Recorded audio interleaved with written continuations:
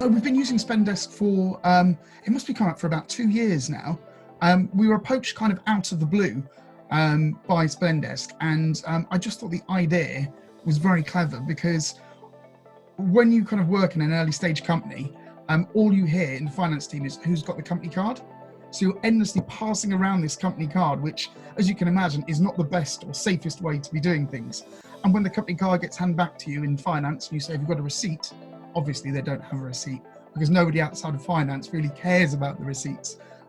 So when I spoke to Spendesk for the first time, and they taught me through how actually this benefits, the finance team, because these cards are once generated and people can only use them for one purchase, I thought, hey, that sounds like a brilliant idea. What about receipts though? Because hey, we always need receipts.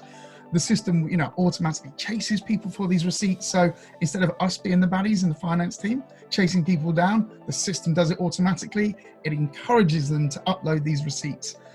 So that has actually been quite life-changing in the side of finance, that you don't have to spend your Friday chasing people around the office to get receipts. So look, for me, that was like a real biggie. I think that from my perspective, we were lucky that we signed up when we only had 35 staff, because if we had signed up now, approaching 200 staff, I could only imagine how painful it would have been to try and manage, expenses, employee spending, procurement in that stage between the 35 and the 200. We would have had to have employed people whose sole job would have been to do procurement, to basically be the workflow. We wouldn't have been handing around a company card, that's for sure. But I don't really know how we would have done it. Maybe traditional, Amex cards, but then they don't have that ability where you can workflow things out, where we can allocate to an individual that they can spend X amount without any authorization required. Obviously, there's a bit of trust that we put into our employees to do that. But, it allows them to buy anything they want, really, that can make their job better.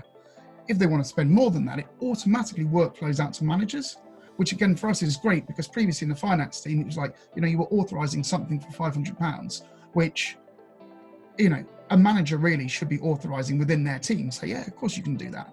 So the workflow element means that finance doesn't have to have as much interaction in the daily spend, and it's still within the parameters of acceptable spending. So for me, it allows me to control and understand what is being spent.